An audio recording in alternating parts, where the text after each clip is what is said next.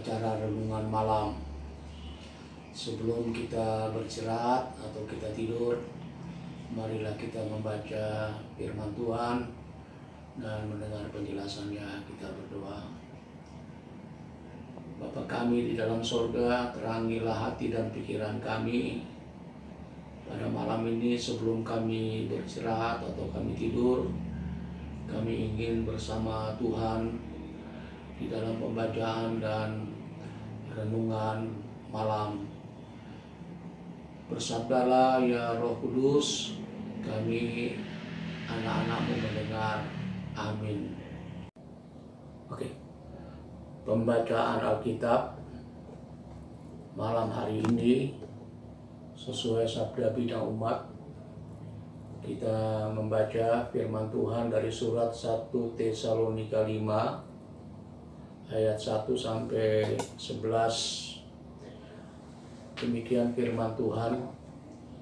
Berjaga-jaga, tetapi tentang zaman dan masa saudara-saudara tidak perlu dituliskan kepadamu, karena kamu sendiri tahu benar-benar bahwa hari Tuhan datang seperti pencuri pada malam.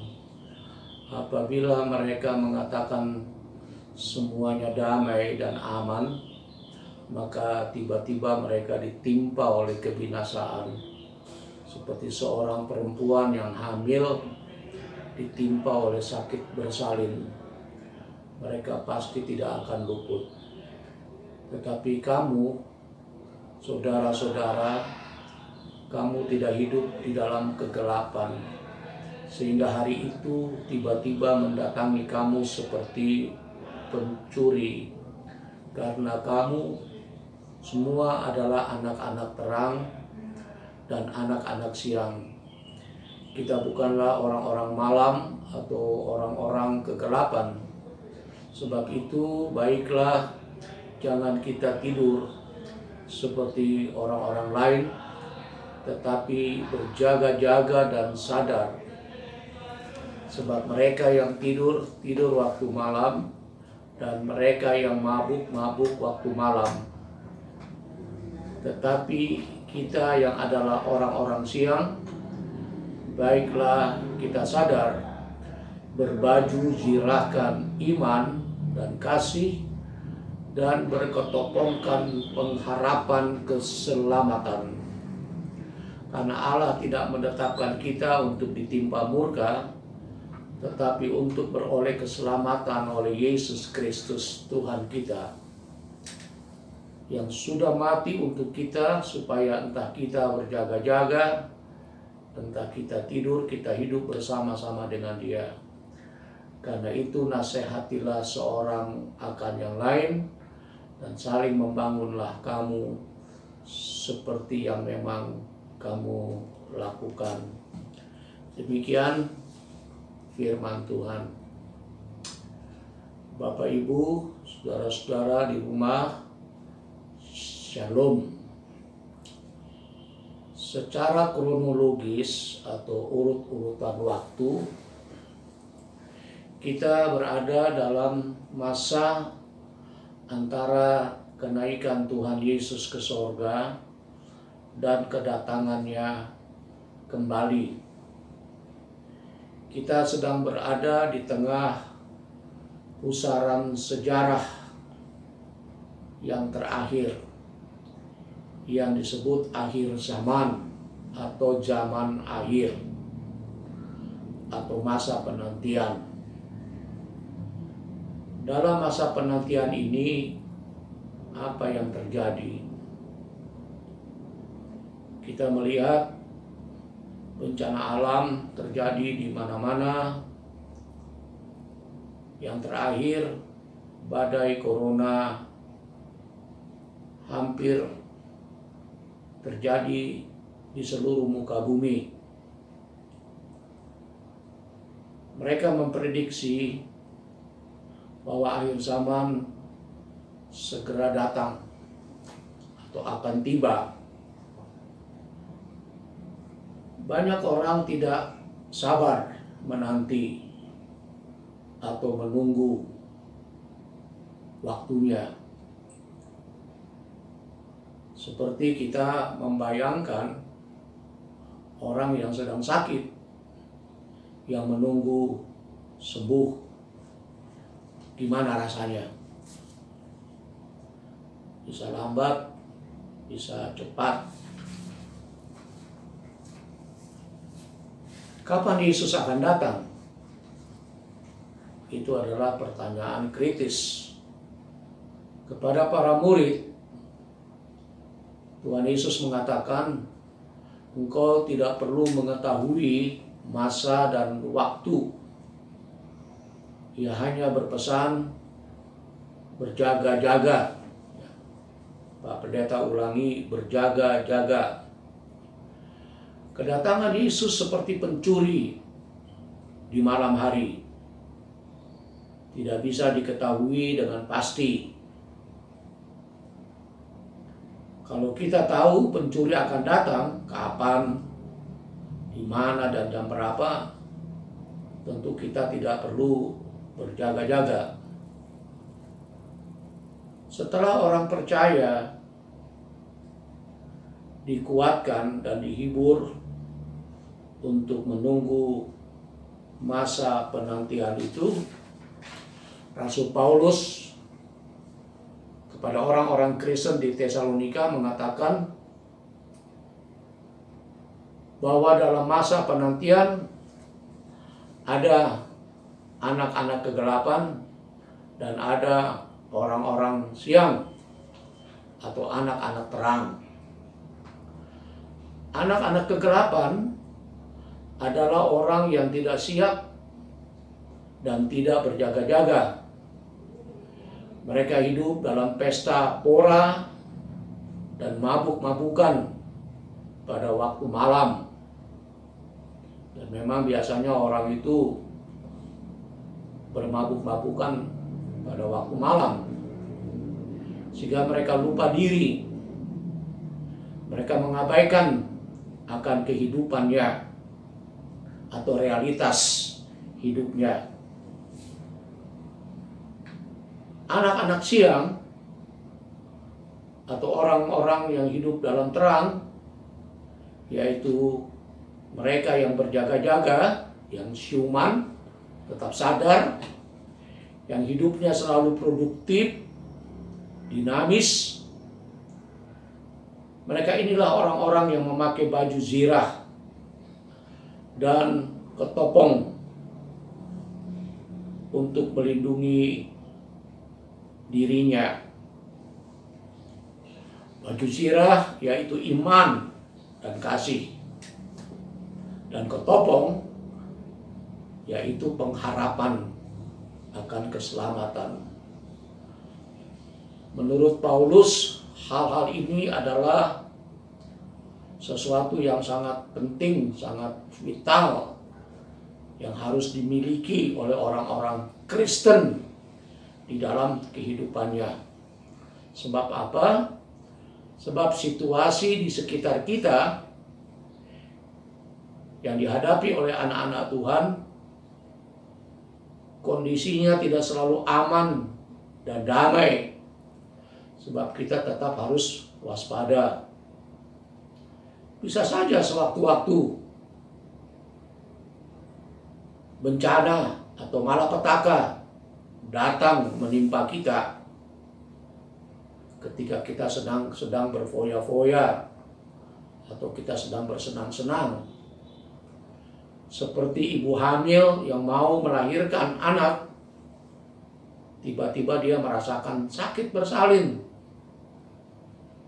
Maksudnya apa? Bahwa tanpa dingana, tanpa diduga sebelumnya, malapetaka datang. Kesusahan datang menimpa kita. Dalam kondisi seperti ini, kita harus memakai perisai iman, kasih, dan pengharapan keselamatan yang tidak boleh lepas dalam kehidupan kita. Maka iblis atau kuasa kegelapan tidak akan sanggup melawan kita. Hanya orang-orang kegelapan yang akan ditimpa dengan bencana karena mereka tidak menjaga iman, kasih, dan pengharapan keselamatannya. Sebagai orang-orang siang atau anak-anak terang, Allah telah menetapkan kita untuk memperoleh keselamatan dari Kristus. Bukan murka, bukan hukuman. Oleh sebab itu, ibarat anak yang mendapat hukuman karena berbuat salah, yang dihajar oleh bapaknya, sebagai anak kita tetap bersama-sama dengan Tuhan. Kita tetap mengalami kasih sayang Tuhan. Maka sebagai orang-orang siang atau anak-anak terang, marilah kita saling menasehati dan saling membangun. Orientasi kita tidak hanya ke atas. Dalam penantian di mana Kristus akan datang, kita hanya melipat tangan dan tidak berbuat apa-apa. Tapi marilah kita berjuang, kita bekerja, supaya iman, kasih, dan pengharapan keselamatan kita tidak padam, tidak mati, tetapi terus berkobar, bernyala-nyala. Kita isi hari-hari hidup kita yang Tuhan anugerahkan dengan hal-hal yang positif, dengan kegiatan-kegiatan kehidupan yang kita lakukan sehari-hari, yang baik, yang bagus, yang berkenan kepada Tuhan. Amin. Marilah Bapak Ibu Saudara kita berdoa. Ya Bapa di sorga, terima kasih untuk firman-Mu pada malam ini, supaya dalam masa penantian akan kedatangan Kristus kami tidak sesat dengan hanya memandang ke atas kepada Tuhan Yesus yang akan datang, tetapi kami diingatkan untuk terus berkarya, beraktivitas untuk menghasilkan buah-buah kehidupan yang baik. Seolah-olah kami masih menanam pohon apel untuk memetik hasil-hasilnya. Kami mendoakan semua warga jemaat GPIB Sebaot, juga warga jemaat yang lain, satu berikut satu, yaitu opa, oma, ayah, ibu, anak-anak, mantu, dan cucu-cucu, beserta semua keturunannya dimanapun. Berkati dan sayangi mereka, agar mereka diberi berkat panjang umur dan kebahagiaan, supaya pada masa pandemi COVID-19 ini, semua anggota keluarga kami hidup di dalam damai. Damai di hati, damai di bumi, dan saling menyayangi satu terhadap yang lain untuk memperkuat ketahanan keluarga. Kami berdoa untuk dimulainya ibadah hari Minggu di Jemaat Sebaot Bogor, yang perjalanannya masih panjang dengan mempertimbangkan banyak hal. Kami mengucap syukur dengan telah ditetapkan dipilihnya Pendeta Liat Siotang sebagai Ketua Satgas COVID-19 di Jemaat Sebaot Bogor. Karuniakan kepadanya satu keberanian, kearifan, dan kebijaksanaan di dalam mengambil pertimbangan-pertimbangan yang baik bersama semua anggota tim. Ya Bapa, Berkati kami dalam istirahat malam ini, dalam tidur kami, karena tubuh kami sudah merasa letih, dan biarlah kami merebahkan diri di dalam perlindungan Tuhan Yesus.